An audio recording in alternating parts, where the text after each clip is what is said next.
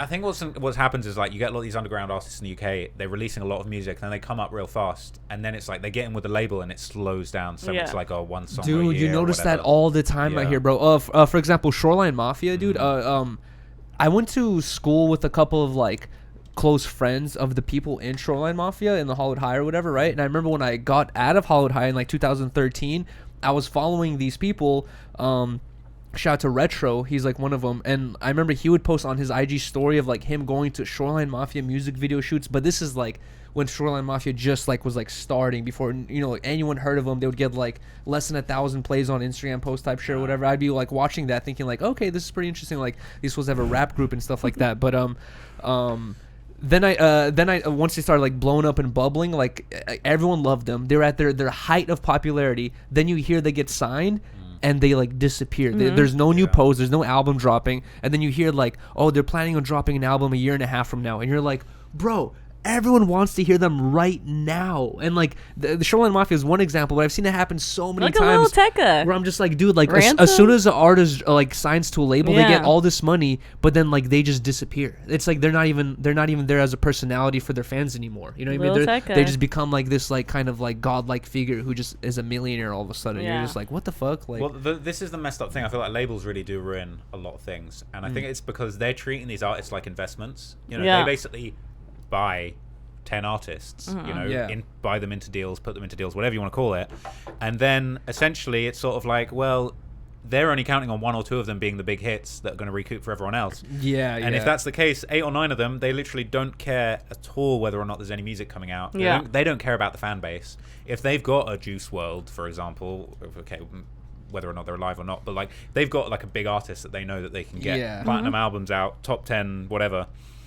they're not gonna care about the other artists. They don't on care the about label and the shit. Tekka or the Shoreline. I'm trying to think who else it's happened to. That makes sense. But like, I think it's kind of messed up because, but at the same time, I also feel like people have to know what they're getting into. Like, artists sign these deals, and then it's like, oh man, the label, like, they're not treating me right. And it's like, yo, we've heard a million people talk about how labels don't treat you right. Like, if you're gonna take the check from a label, they might shelf you. Like, that's the risk you're taking. Exactly. And don't be done with the money they're giving you. Like, you either have to I be feel like like, you have to be like a willing, almost like type industry plan type person where you're like, I know my music ain't that poppin'. I know I don't have a huge fan base. I know my part. But these people are giving me a lot of money to do this thing. Okay, I'll do it. But then also, if you are like an artist who, like, for example, is like some XXX Tentacion shit, where you have like a cult fan base, people who support you no matter what, you have all these numbers. It's like the ball is only in your court. The ball is not in their court at all, because all the millions they're offering you, if you just ignore them for 10 years, you're gonna have that times 3. You know what I mean? Or times 5 or whatever it is. It's just like the ball is 100% in your court. And like, you have to look yourself as an artist where you're like, if I genuinely have something popping and blowing up right now, it's like you have to be willing and have the fucking the self-control enough to be like, I refuse the million for right now, just so I can have 10 million 3 years from now of like money I don't have to pay back, and, or be in debt for, or whatever it is. I think those are the big success stories now. Like, now people are looking at people like Russ and being like, fuck, he stayed off a label for X amount of time, kept his whole catalog, and now you see Russ like flexing his like, what's the name of the thing, the music service where he uploads his stuff. Damn. I don't know, I've never heard of it. I haven't heard a single Russ song in my life. But this is the thing, bro, like, a lot of people haven't, but he is making millions a month, which is crazy, just right? because he's got his own concentrated fan base, independent, built that all himself. And it's like, now that's the success story, rather than, oh, this guy convinced a label to give him 3 mil. Dude, honestly, that's the one big thing I've kind of like realized, and I feel like a lot of people wouldn't have this perspective if they weren't in a certain shoes. But working with No Jumper and like being a part of No Jumper for the past 5-6 years, I really realized that like when I was first getting into this like more deeper hip hop stuff, I thought that like you had to be like in skateboarding, for example, you have to be like a Nyjah Houston, you have to be like some Tony Hawk type figure to be making the millions and be living some lavish lifestyle. But then in the hip hop world, I realized, like, through working through No Jumper and like finding out about all these different artists and seeing them in person, I realized like you don't have to be the dude that's known by everyone. You know what I mean? Like, you can literally have your own little pocket fan base that really fucks with you. You can have like 10,000 followers on Instagram and be making $300,000 a year plus, and like no one's ever gonna hear of you, no one's ever gonna know you. But guess what? You're living a nice, comfortable lifestyle. You have a fan base that supports you, and it's probably gonna continue, you know, for however long, most likely indefinitely. Who knows? That's the ironic thing, is like the most famous people and the people that are getting pushed the most, they're probably only getting 13%, if that, of their sales, right? The label's putting all this money behind them, they're expecting that back plus some,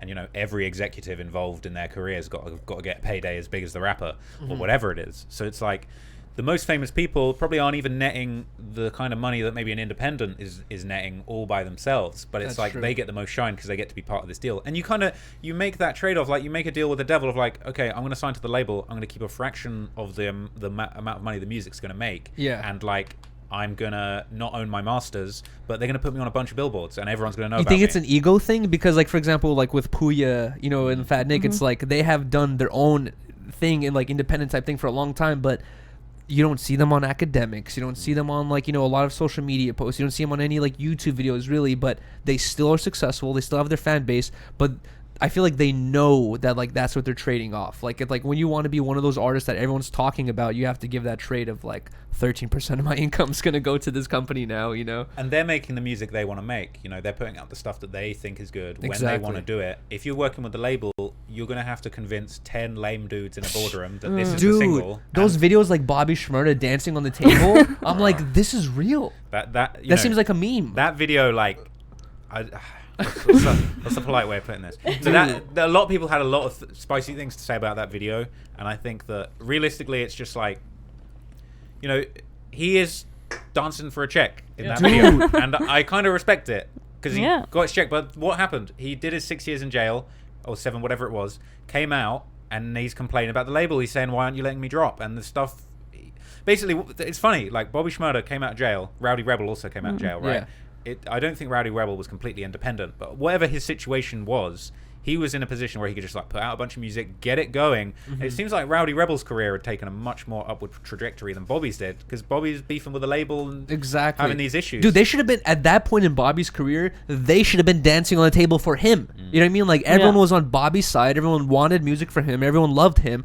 They should have been, like, he should not have been dancing on the table for people to try to like him. They should have been dancing on the table for him to try to be like, let us be the company that works with you, please God. You know what I mean? Like, it kind of reminds me of that part in the Kanye documentary where he's like playing his music for like everybody in the office at the label, just trying to like get his shit heard, and like everybody's like liking it, but there's like they can't really do anything. It's like that one person like that can make that that life change. I guess it's just like we're now in a generation, you know, I've come up on YouTube, which I'm very grateful for. I've not had to work with any big companies to do that. Obviously YouTube's an enormous company, but the way it's set up, it's its own ecosystem. You make your own stuff. You're pretty independent. If people like it, you succeed and you make some money off of it. Yeah. But you know, you've got artists like Kanye. He came up in a time where that wasn't really an option to be independent. You couldn't actually distribute 1 million CDs on your own. That just physically isn't possible. Now I can do 1 million views. Like, imagine, you know, if I was a filmmaker, documentary maker in the 90s, making like the beef DVDs, the hip hop beef DVDs.